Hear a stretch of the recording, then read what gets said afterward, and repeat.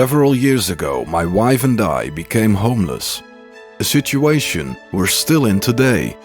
Since then, we have been living in this trailer while we wait for God. All this time, God has been silent about our situation. But even when God doesn't speak, He is still saying something. When you go through deep waters, He will be with you.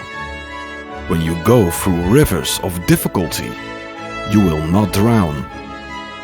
When you walk through the fire of oppression, you will not be burned up.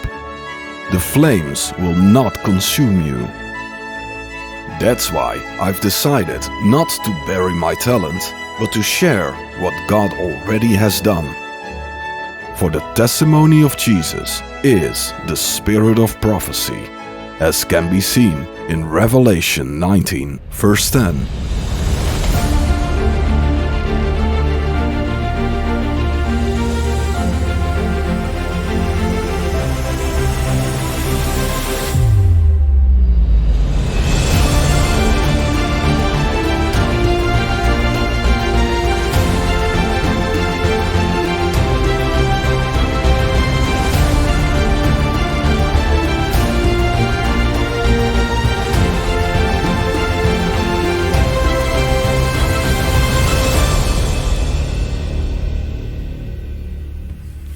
Hello and welcome to this very first episode of the Valley Devotional.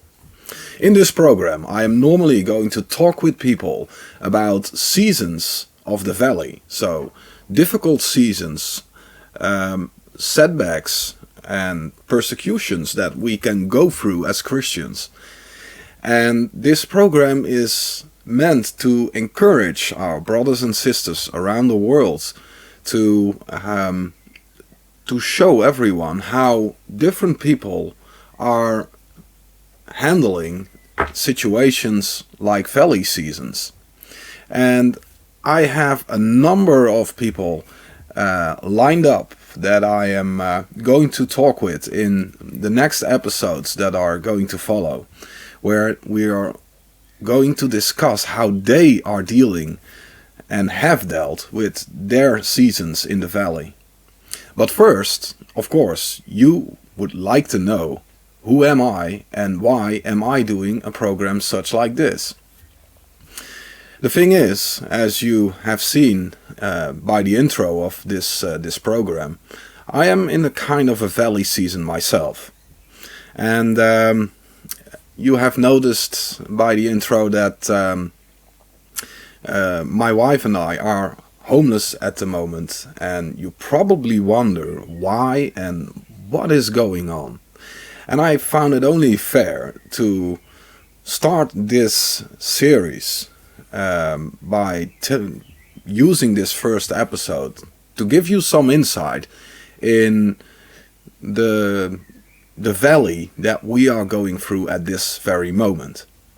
About 2 years ago, I have made a video where I gave a testimony about our journey to Israel.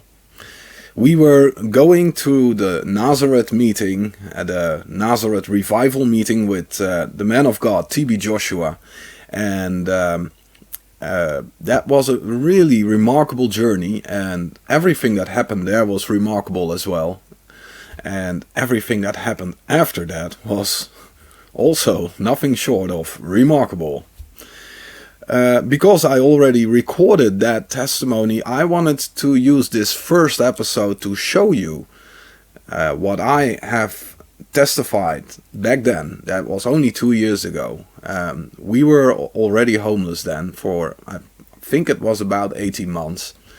And I think that's a good start to give you some insights in the situation where we are going through, just to show you that we're not talking about valleys like, there are some people who are going through those. No, we are in it ourselves. We have been going through those valleys ourselves.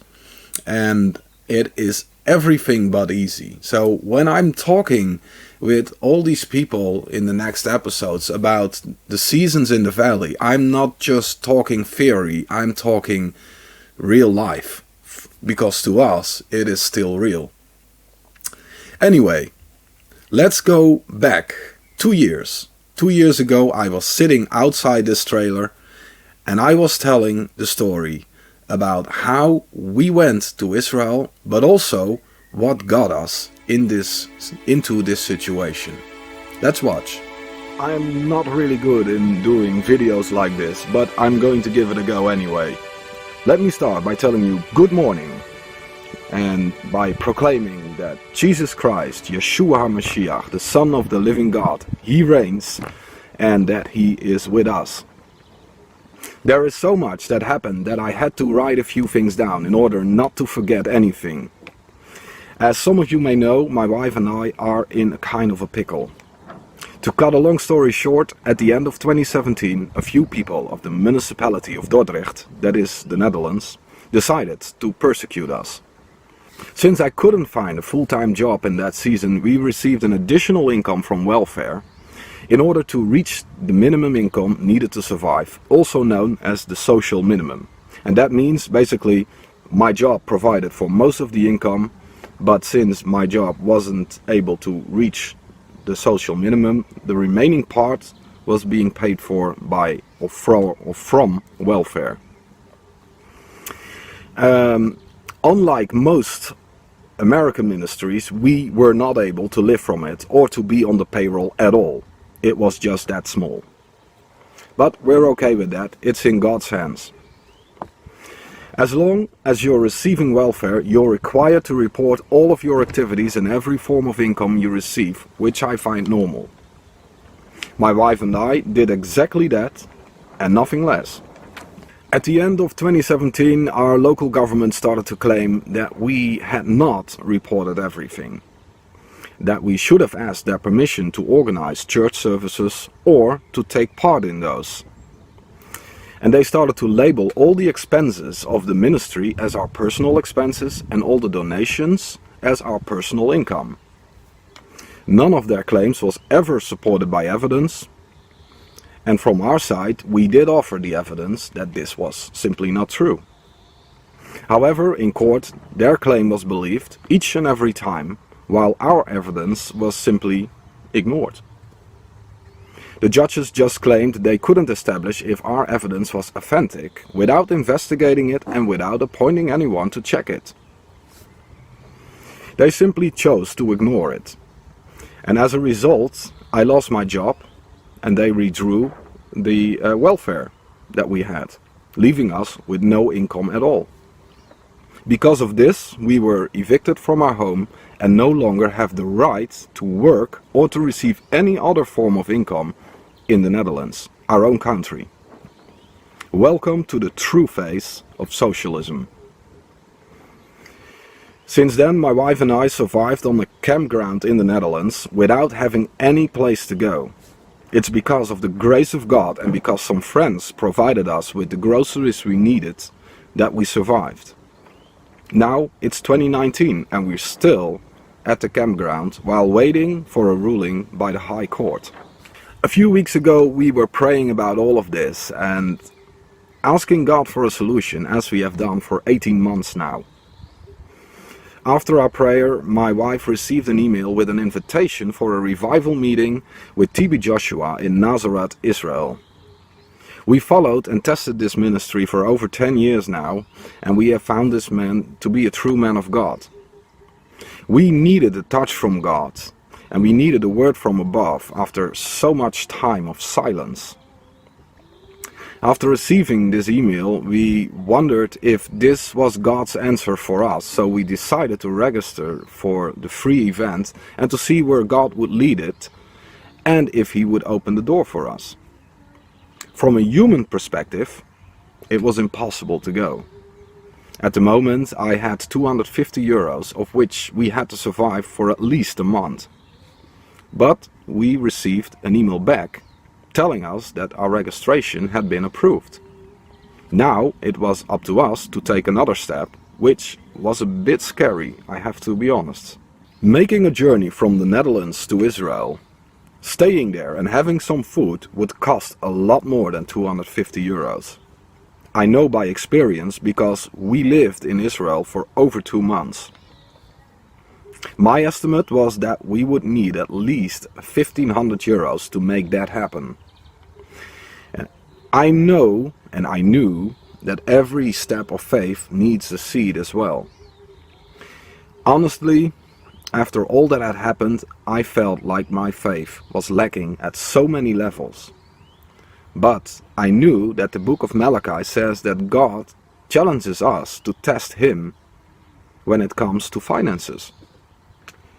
Malachi 3 verse 10 says, "Bring all the tithe into the storehouse, that there may be food in my house, and try me now in this, says the Lord of hosts, if I will not open for you the windows of heaven and pour out for you such blessings, that there will not be room enough to receive it."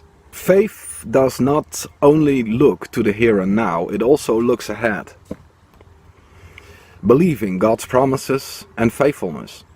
Therefore, I decided to act as if I had already received the amount we needed to make the journey to Israel. I told nobody about this, but I planted our seed by giving 10% of the amount we needed for the journey, which was 150 euros. I'm not telling you this to show you how good I am, for I'm not. But I'm telling this as a testimony of God's faithfulness. Giving that amount left us with 100 euros to survive from, which was not enough for the rest of the month. If God would do nothing, we would have had a serious problem there. But sometimes you have to take a leap of faith. I told the Lord that if He wanted us to go, if this was really Him, that I would start acting upon it. And I told Him that if we would receive 1,000 euros, I would start making arrangements, trusting Him that He would provide for the rest. I asked this because I needed to be sure that this was really Him, and I didn't want to end up in Israel with no provision. For where God sends, He provides, but if He doesn't send, He does not provide.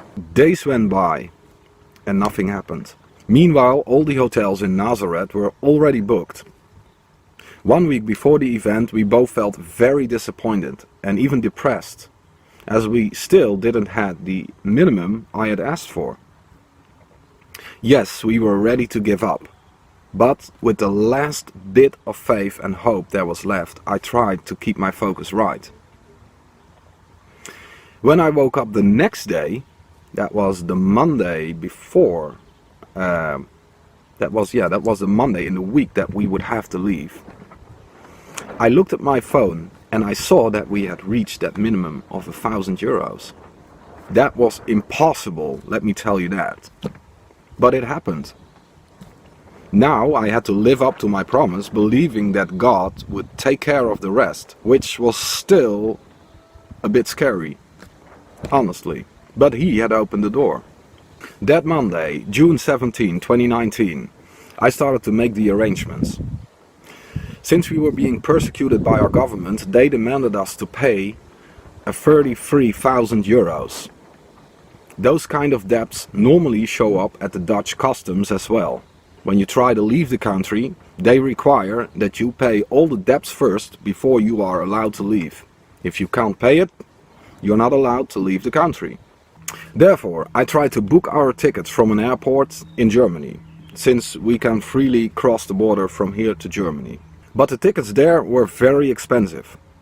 Then the website showed a last-minute deal from a small airport in the south of the Netherlands. Those were the cheapest tickets, and it was also a direct connection with Tel Aviv. Again, I had to take a leap of faith, for those tickets were all we could afford. But it was also a huge risk, since they could stop us at the airport and demand that we would pay that 33,000 euros, which we did not have. After booking the tickets, we found a very small and simple place to stay, which was a 1-hour drive from Nazareth. That place was called Maletsvia, a small and very remote village with just a few houses and no shops. Therefore, we needed to have a rental car as well. Well, Soon I found out that almost all the rental companies are requiring a credit card, which we did not have. However, some did not, but required a deposit of at least $1,000. After a lot of searching, I ended up with a rental company called Sixt. They told me they could provide us with a cheap car with a deposit of just $200 because, you know, it was just a small car. I checked and double checked, and indeed the deposit showed as $200. Now everything was booked and we were ready to go. This was really happening, which was still a bit hard to grasp. That Friday morning we woke up at 3 a.m. since our flight would leave at 7:15 a.m. Before we went, we prayed that God would make all the debts invisible so that we could pass the customs and leave the Netherlands. Then we went to the airport. The check-in was done in minutes, so was the security check. Then the customs check came. They looked at our passports, scanned them in their systems, and wished us a good journey. We passed everything and suddenly we were at the gate, ready to leave.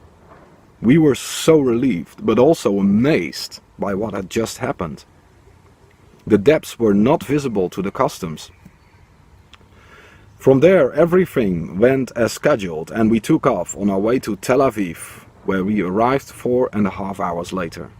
Again, everything went smooth and we passed all the checks, receiving a visa for 3 months. But we had to hurry because it was Friday afternoon, 1 p.m. and Shabbat would start soon, meaning that everything would close. We found our way to the counter of Sixt rental cars and gave them our reservation number. Our car was ready for us and they filled in all the papers. Then they told me they needed a deposit of $1,200. That was $1,000 more than they had told us. Money that we didn't have. It didn't help telling them that the reservation line told us that it would be a $200 deposit. We had to pay those $1,200.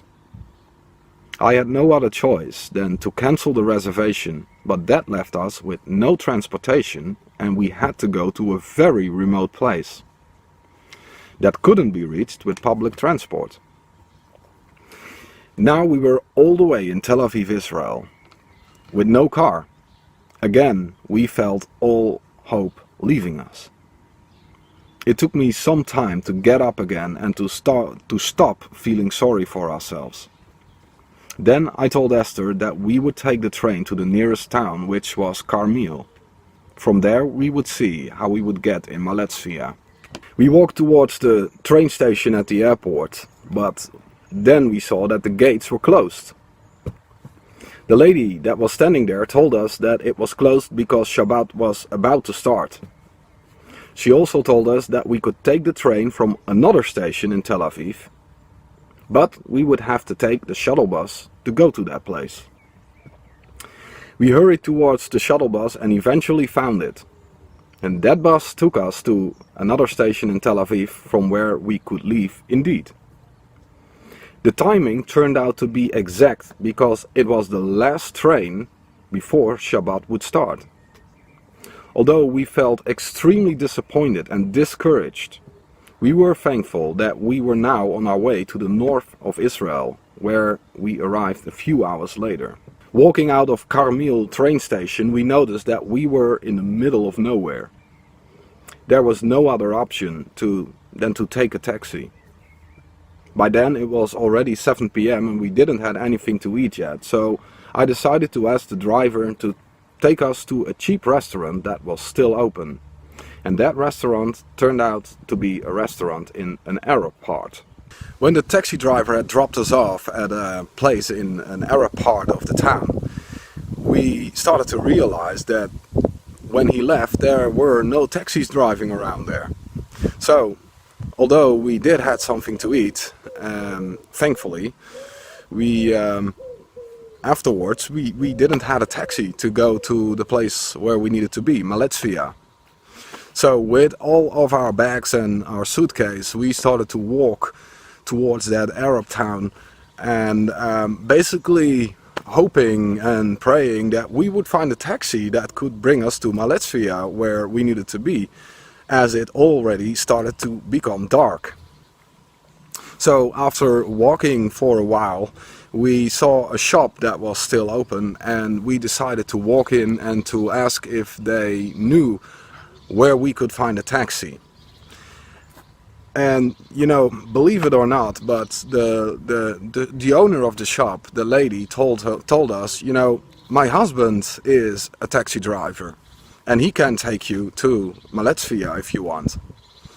And then those ladies behind the counter started to discuss, you know, and she was starting to call her husband to tell about us and that we needed a ride. And while that was happening, one of the ladies started to help us out to give us a really good price for the ride, because he was asking 150 shekels to bring us there. And one of the younger ladies started to negotiate on our behalf and made that 100 shekels. Well, that was a really reasonable amount, by the way. So, about 10 minutes later, this husband of that lady, he showed up, and he brought us to Maletsvia, that really small place, remote small place, I have to say. And when we arrived there, I had really no idea where we should go. I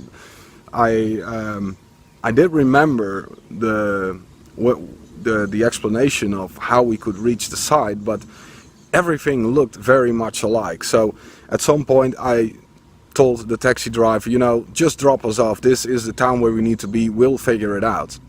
So as the taxi left, Esther told me, you know, do you know where we have to go? Because I'm really tired, and you know, I really had it after such a long day of traveling. You have to remember that we woke up at 3 a.m. in the morning, and now it was already 8 p.m.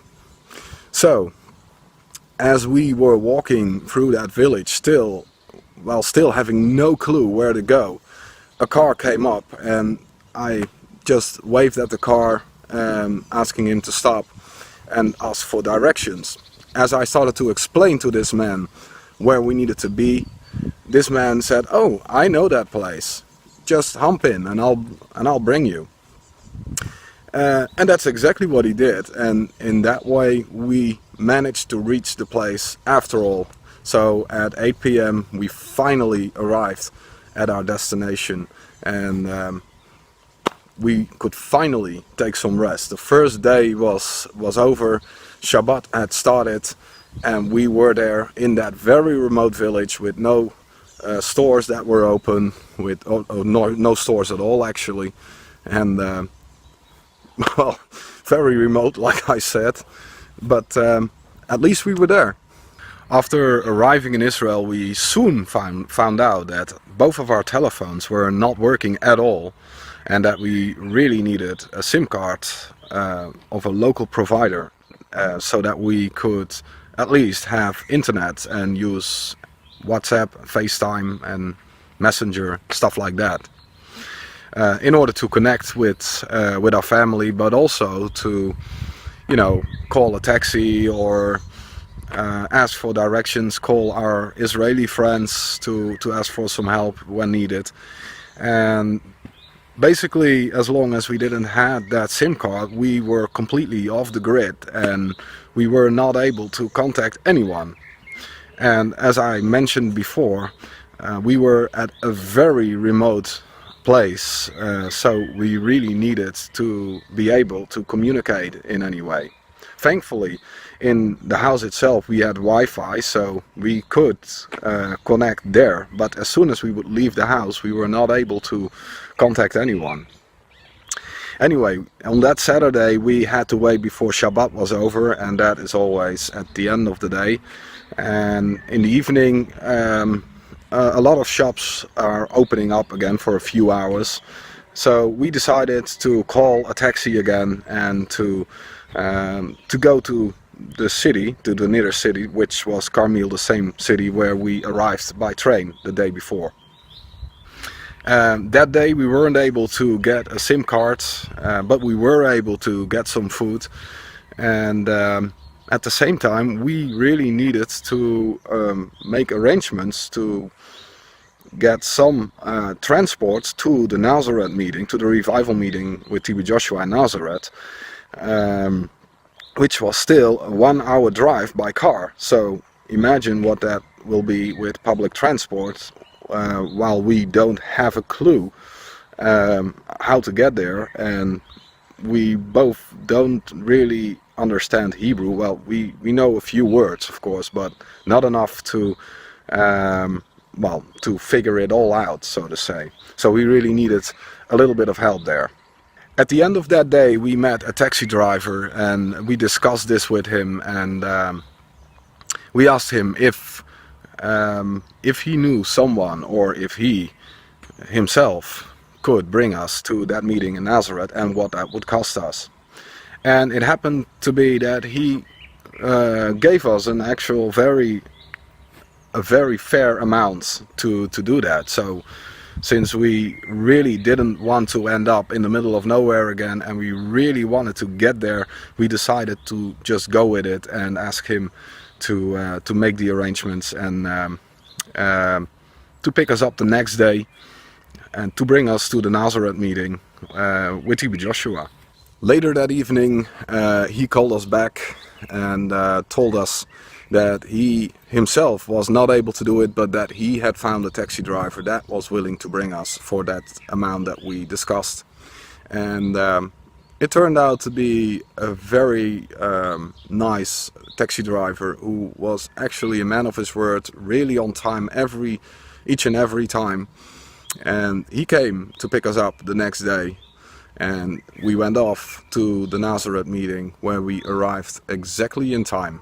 Well, before I go any further, I have to say, of course, we only had the $1,000 the €1,000 I have to say, that I mentioned earlier, and the amount that we needed was about 1,500, because otherwise you just won't make it, and you don't have enough money to take the train or any transport to get out of Israel again, or to have enough food to survive from. But I have to say this, from the moment I started moving in faith, trusting God, each and every time small amounts of money started to come in, until it added up all the way to the 1,500, and even a little bit beyond that I had sown the seed for, which once again I told nobody about that seed. I told nobody about the amount that we needed. That was just between me and the Lord. I just told him I would need 1,500 euros, and I've sown the seed for that. 10% of 1,500 euros, 150 euros. I've sown that seed while trusting him to do the impossible for us. And it happened. He actually gave us the full amount and a little bit more than that. And this I only tell you as a testimony of the faithfulness of God, and also to encourage other people who are in similar situations, that God is really faithful, especially when it comes to the area of finances. And this was the reason why we could afford to pay for a taxi, because otherwise it wouldn't have been possible in any way, because you just go to Israel with basically no income, and you're completely dependent on God and completely dependent upon his provision.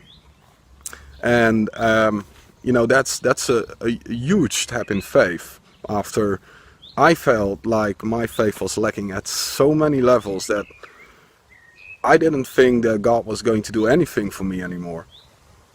But he did. And I still find it amazing, really. On the first day of the revival meeting with TB Joshua in Nazareth, the event would start at 5 p.m. But we decided to go early, because when so much people are showing up, you want to be on time so that you have a good seat and so that you will be able to see everything that is happening right there. As I mentioned before, our taxi driver was very on time each and every time, so he brought us to exactly to the place where we needed to be. And when we arrived there very early in the afternoon, it turned out that hundreds of people had the same ID. So it was good that we that we decided to go early, so to say. As we walked on the premises together with a lot of other people, hundreds of people at the same time, I have to say, there were people of the team who pulled us aside, and I didn't really know what they wanted in the first place, but they gave us a wristband, and I thought that this wristband was just, you know, for the general access to the site.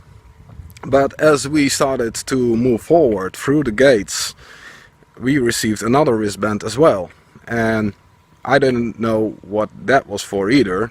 But at some point people started to, the stewards started to point us all the way to the front, and it turned out that the first wristband that we received was for the prayer line, so that the man of God would pray for us later that day. And that was something that to me was also miraculous, because what they had told was that when you wanted to be in the prayer line, you should have met with the team in the 3 days before. But since our trip was such a mess in the first place, we didn't had any time to meet up with any of the team members. So the fact that we were being placed in the prayer line was a miracle in itself. So we were led all the way to the front, and we were basically in front of the stage. And that's how our afternoon started, in the burning sun, I have to say, because it was a 36 degrees Celsius and there was absolutely no shadow to be found. But we were there, and we were sure that God was going to do something. Otherwise he wouldn't have led us all the way to Israel, and otherwise he wouldn't have opened all those doors. So there we were, and we waited for hours for the event to start in the burning sun, like I said, and it was really at some point that we really needed some shadow, because as you can see, I'm still a little bit red, but we were turning really red. So we found a small strip of shadow somewhere near our seats, and while we were sitting there, one of the team members came to us and handed us a free cool bottle of water, which was a really nice thing to do, actually, especially at that time. You know, you don't value water that much, but when you're in a situation like that, a bottle of cool water, that's really welcome at such a time, I can tell you that. When the service finally started at 5 p.m, the service was just amazing. And as you can see from the videos and from the pictures that we're showing, the scenery was really amazing. The background of the stage, you saw the city of Nazareth, and yeah, it's just really something to be able to stand at that place while worshiping God and while listening to the word that the man of God was sharing. He shared about love, and about how love in these days is watered down so much. A really great message, and something also we really needed to hear, because, you know, he also encouraged us to really love your enemies as well, as the word of God says. And yeah, that's sometimes easier said than done, but you know, it really needs to be an interceding love. And well, that's it's let's say it's easy to say, sometimes a little bit difficult to do, but not impossible. Let's keep it at that. And it's definitely something I am going to work on, especially for those who are persecuting us in such an unfair manner at this moment. But my prayer is that their lives may be saved as well, and that they may be saved from the hands of the enemy, and that their lives may receive the Lord Jesus Christ, because they really need it. They really need it. So do I, but you know, they really need it. Because if they are doing this to us, they are doing it to others as well, and you know, that doesn't sit well with God. So we really need to intercede for people like that, who do stuff like that.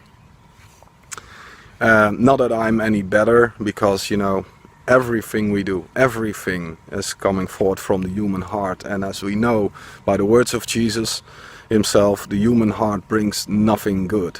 It just produces sin after sin after sin. It's by the Holy Spirit, by the power of the Holy Spirit, that we are able to overcome this and rise above this, and that the change from the inside out is coming.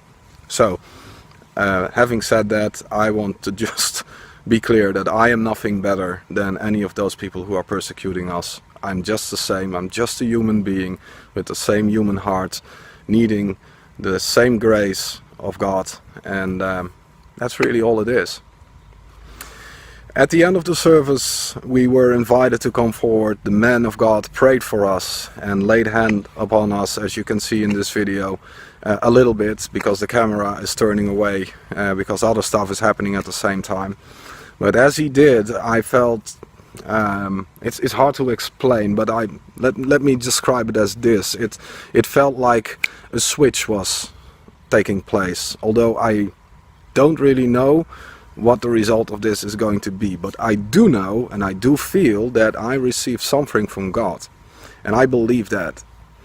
Even though it didn't feel at the moment like everything had changed, I knew I had received something, and I want to hold on to that. And even though I don't know what it is that God has given us, I am thanking Him for what He has given us.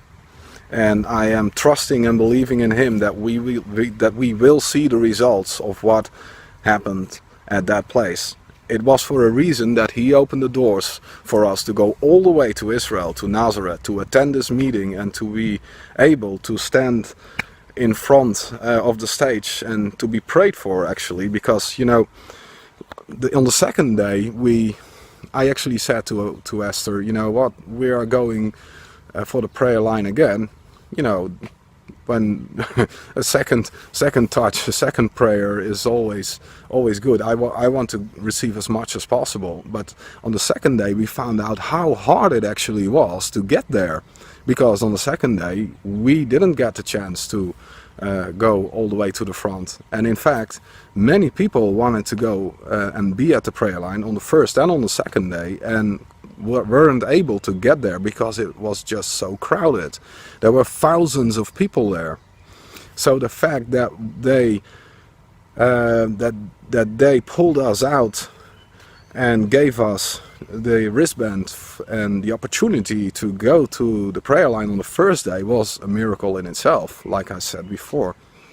And I am thankful for whatever it is that God has done there, because sometimes the results are immediate, and at other times you will notice the results afterwards or at a later time. But whatever God is doing always bears fruits, and that's what I believe. That's what I want to have my focus on, even though my current situation, my current circumstances are sometimes somewhat disappointing.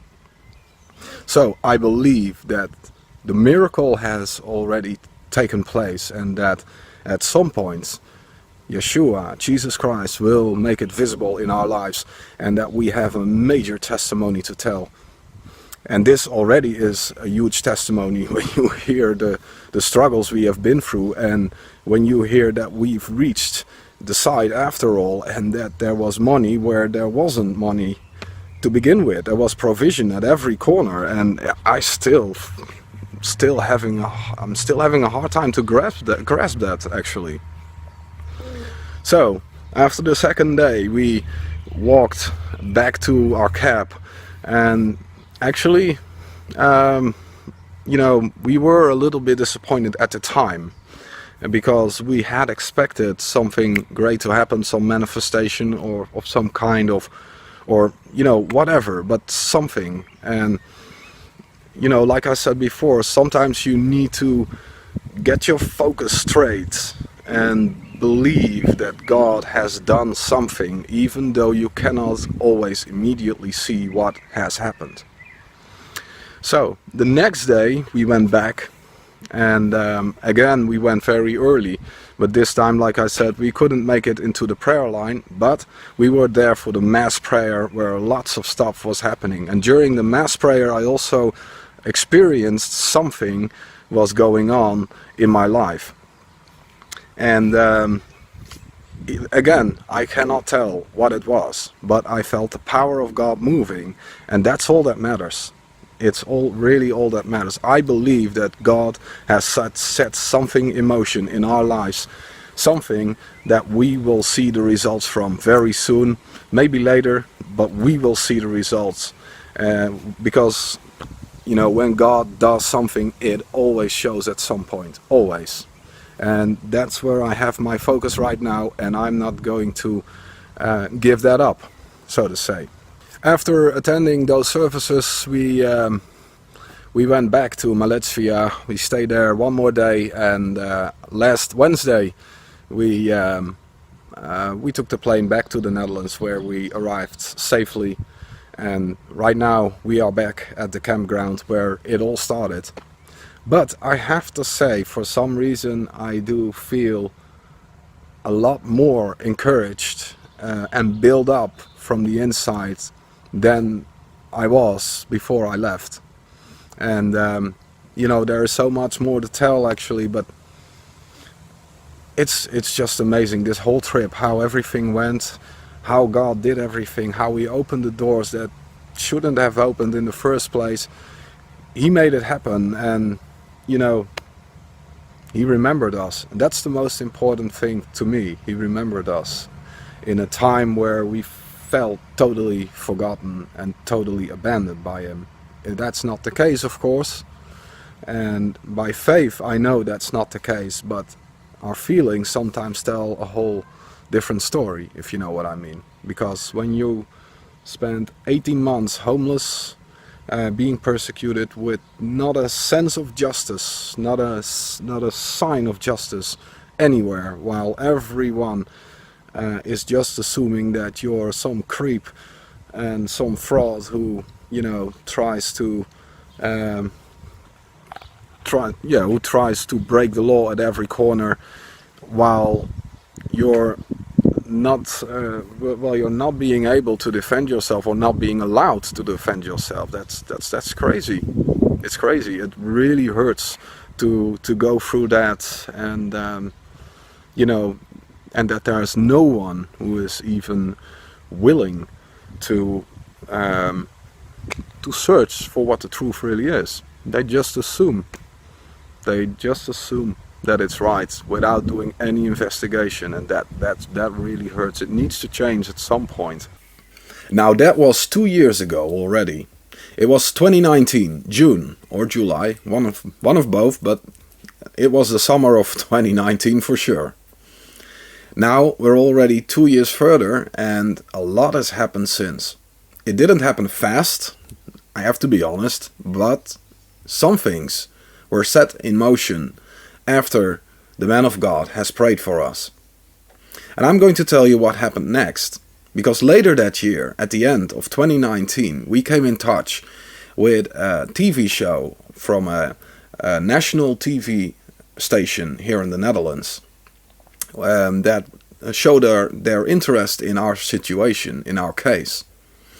And basically what they did is they offered their support to investigate what happened in our case, and we accepted that for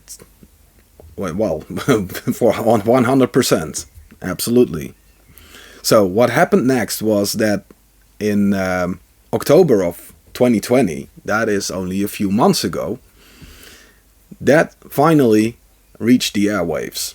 So they recorded a show, they did their investigation, and it turned out that um, that they could find evidence of our innocence. It has to turn out if that is sufficient for the judges, but it was a huge step forward for sure. And while I'm telling this, you are already seeing the images of that TV show that took place back then. It was such a breakthrough. It was such a huge step ahead. But more than that, the judges of the High Court, they saw that broadcast as well. They saw this TV show, and they immediately said that they wanted to do their own investigation as well. And that was very positive. So it was in March of this year, 2021, that the courts invited us to come over there, and they held an investigative session for 4 hours where they asked us about all sorts of things. But at the end of that, I have to be honest, I was really tired at the end of it, and I wasn't really sure if this was a positive thing or not. But then I started to realize this was the first session, the first court session after the man of God had prayed for us. And the more I look to it, the more positive it seems to be. And I believe it is. Well, obviously, I cannot tell you how it ended because it hasn't ended yet. On the June the 15th, the final verdict of the High Court will come, and then it will turn out, what the definite outcome will be, and if we will be restored in full. And I believe that will happen for sure, because I believe in a God who is faithful. And you can be sure that when that happens, I will tell you the testimony in this program as well, because we will keep you posted on our case as well. And in the meantime, we're just going to listen to what other people have to say about cases, about situations they went through and how they dealt with it. But as for us, we are approaching what seems to be the end.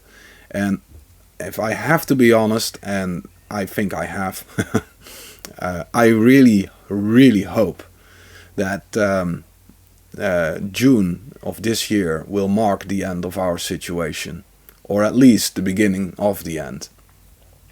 Well, that's where we have been going through for the past almost 4 years, and now you know a little bit about the position I'm in when I'm talking with other people about their seasons, their valley seasons, or about their testimonies. It is, once again, it's not just theory, it is real life to us.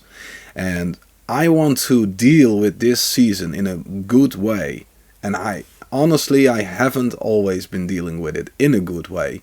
But I think we often start like that, right? I mean, when you fall into that valley or walk into it, or however you get in that situation, often our first response isn't a very good one. We have to get ourselves, we have to get back up, We have to set our focus on Jesus Christ again. We have to set our focus on Jesus Christ alone. And that may not always mean that the situation is solved in a day or two, but it does mean that we are going in the right direction, in the direction where we should go to. And even if that takes years, and in our case it has taken 4 years, while I am very aware that there are many people who have had to go through valleys for much longer than 4 years, I am praying that our case may finally end in this summer of 2021. Who knows? Only God does. But whatever happens, God is still faithful. And that is one thing that I chose to hold on to. And I encourage you to do the same. Well, that was basically the end of this episode. And now you know everything that we have been going through. In the next episode, I want to tell you a story about a conference that we once organized that went really wrong. I mean, you always hear the top sides, the peaks of ministries, the great things that people testify about in their lives. But I believe it's also important to share about the less perfect moments, so to say. And that is something I'm going to do next week in the next episode. And in the third episode, we are going to talk with the very first person. And who that is something you have to wait for. Thanks for watching, and until next week. Bye.